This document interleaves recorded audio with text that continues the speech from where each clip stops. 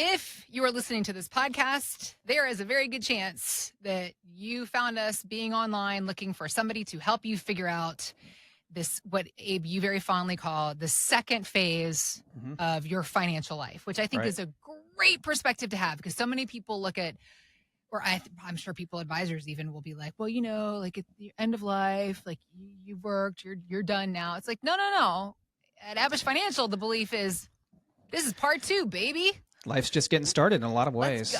Let's go. This is Abe Abich, financial advisor, founder of Abich Financial Services. I'm Heather Branch, here to ask Abe about things like finding a planner when it comes to your retirement. There is so much that is required in a plan for you to live out the life you want. And there's so many decisions to be made. I mean, just Social Security, there's like over 500 different ways to file for Social Security.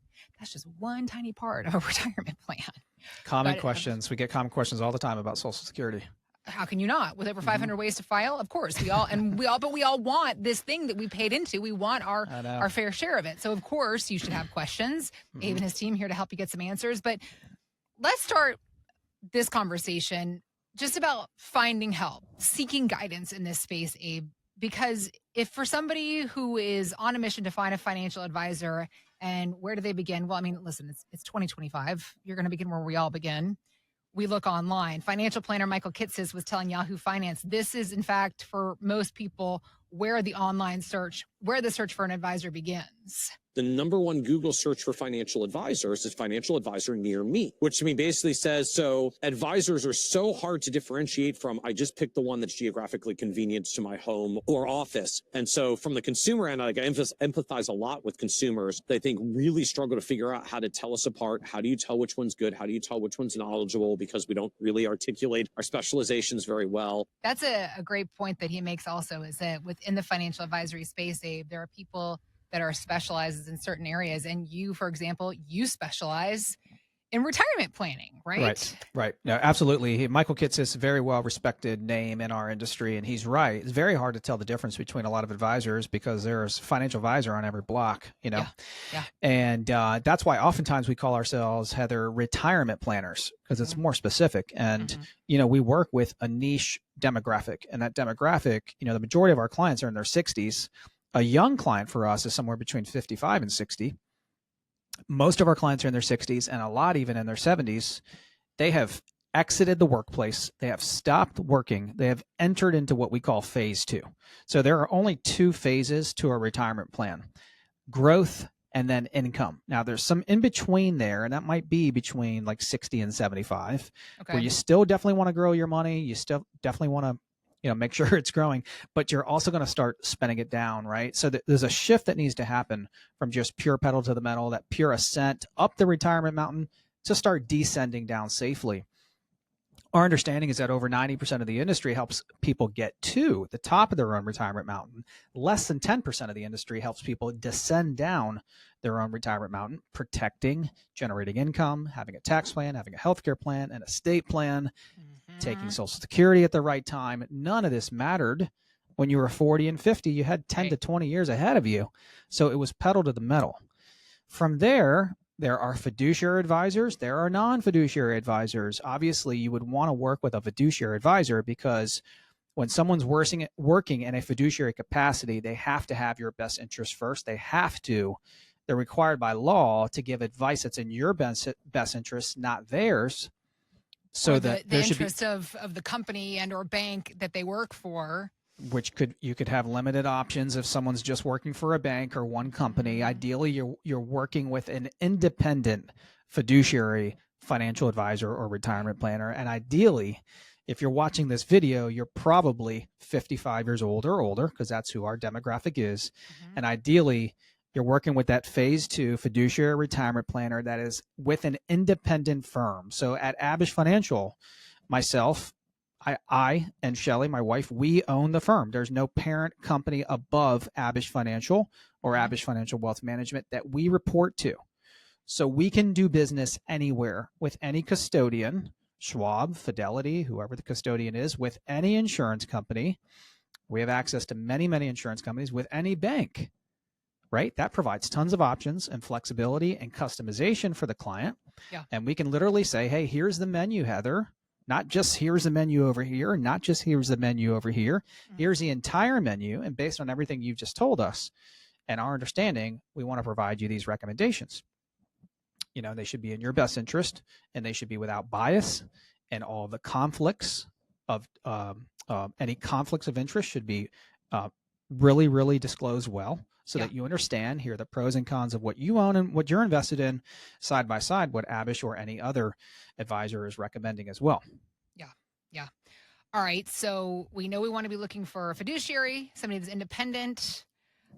In your case, I think it's also important to note that you are licensed, so you work in securities as well as insurance, and finding that balance. I think there have been people that have had some experience with people that just want to sell them an annuity. Sure. And annuities are great, and we talk a lot about the pros and cons of annuities. I mean, just like any other opportunity to create income in our retirement plan, there are pros and cons. Nothing is perfect, but you are licensed to work in both spaces because you don't have a circumstance where somebody's just all in annuities. That's not necessarily what you would recommend. It's what a retiree needs. They need both growth and income. So heading up the retirement mountain, they're typically predominantly growth, maybe 100% stock, 80, 90% stock.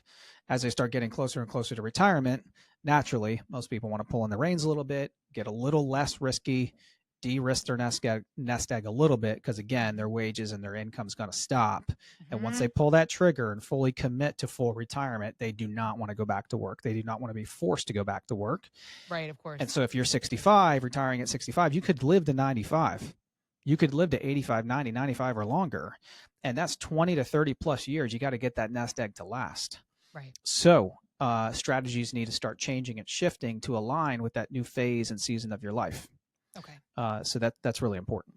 Speaking of new phases of the season of your life, something else that you run across a lot in your conversations with people will come to you and they'll have worked with a financial advisor. There's one story you have about a woman you worked with. She was working with somebody for 30 years and it was great. Happens all the time. It just got to a point where now she needs somebody else, right? So talk about that. That's right. Yeah. We just recently helped a lady that was working with an advisory firm, a phase one advisory firm with 3 letters. And if I said the name, you'd recognize it, for over 30 years. Really liked the advisor. He was friendly and all that, but he was kind of on autopilot with her plan. She was being charged more in fees she should have been charged. She was being charged more in fund expenses that she should have been paying.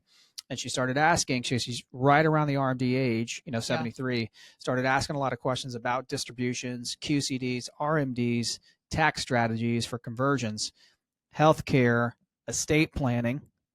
That's not a phase one firm's specialty and area of expertise. A phase one accumulation-based firm is going to specialize in and should be good at investment management. Right? Nothing wrong with that. That's fine. You need continued investment management over a lifetime. But if the focus is just purely on rate of return and how are you doing on your investments and the diversification and allocation and all those things, I mean, this lady's sitting on $4 million. She's like, I don't have a savings problem. I've got $4 million. I want to know how to better protect it and how to better get these dollars out of these accounts, with forced distributions and donating to charity and lowering taxes and all these things that she's concerned about that the advisor is not giving her advice on. She came in for a complimentary second opinion and learned all of these things and clearly saw the differences between a phase one firm and a phase two firm and made the switch. Saved her a ton of money per year on excess fees and excess fund costs. Okay. That was just a byproduct of actually putting together a plan that is more proper for her, that is more prudent for her, that is better fitting for her as a woman, single woman in her early 70s, that's probably going to live another 20 plus years. Okay. Yeah. So that happens all the time. Heather, we also see very successful do-it-yourself investors who have not ever hired an advisor, who have worked for 20, 30, 40 years, have accumulated millions by being diligent, prudent investors, disciplined, committed investors. Yeah. But they get to this point of retirement and a couple things happen. They realize they don't know nearly as much about phase two and the distribution planning side of a retirement plan versus the accumulation side. Yep. I mean, this happens sometimes with people that come in with $10 and $15 million. They just don't know how to turn it into income. Yep. Very little advice and guidance out there on that versus investing, saving, and choosing the investments. And 2, most people at the point of retirement want to go live their lives and they don't want to watch the markets every day and be making trades every week on their portfolio. They want to be able to turn it over. And by turning it over, you have a lot more control. You're a lot more proactive. You're monitoring it several times a year at the very least with a phase 2 fiduciary advisor. That's how we work with our clients, 4 meetings per year. And our clients find that by having 4 meetings per year minimum, we can really stay on top of the plan. They can really stay on top of the plan, yet not be obsessed about what's happening daily in the markets, right? They don't have to watch the markets daily because they know they're in good hands. And that's what a lot of people are looking for. Okay. By doing that, you can turn things over, trust a trusted financial professional, and go take those trips. Be with your family, pursue your hobbies and interests, and worry less about your retirement and life savings. One other area that you also focus on for your clients and that you believe is very, very important for all Americans is the idea of tax strategies for retirement. So speak to that a little bit as well and what you want podcast listeners to know about that. Yeah. So this lady, just like many, many other people that we meet with, and most people in the DC metro area, and I would say most Americans in their 50s, 60s, and 70s, have saved a good bit of money, especially in the DC metro area. But they bought into the myth that when they retire, they're going to be in a lower tax bracket. They've socked a lot of monies away in pre-tax buckets like the TSP, 401ks, and IRAs. And then they get to their 60s and 70s and realize, like this lady did, well, I've got $4 million. I'm going to be okay. She's never going to go through this money. She doesn't spend a lot, right? Right. She's got pensions and a pension and Social Security in addition. And she's just kind of a frugal, she's not living a big life. Okay. So she's not going to get through all this money. But at the same time, she doesn't want to pay any extra money to tax and have any extra money go to the IRS than to her own family. So she's naturally thinking about all the ways to protect and preserve the $4 million as best as possible. She's a prudent saver. Well, taxes are probably going to be her biggest expense. And several million of that $4 million is in pre-taxed accounts. So with RMDs coming right down the pike here in this next year, all of that has just come to the forefront of her attention when it comes to her money and her life savings. She's realizing, wow, I've got $2 to $3 million in pre-tax accounts, and wow, I'm going to have to pull out somewhere between $80,000 to $120,000 next year, and I don't even need it or want to take it out. What are my options, Abe and the team? How can I lower and mitigate this tax impact? What else can I do, right? In addition to just focusing on the growth. So taxes are huge. Tax planning is critical and really, really important to many, many of our clients and many Americans. All right. So recapping what we should be looking for. One, we want to be looking for an independent fiduciary advisor who works in different spaces. You're licensed in securities and in market type investments as well as insurance and other type investments. Somebody that can show you that full gamut of opportunities that you have available to you. An unlimited menu. Yep.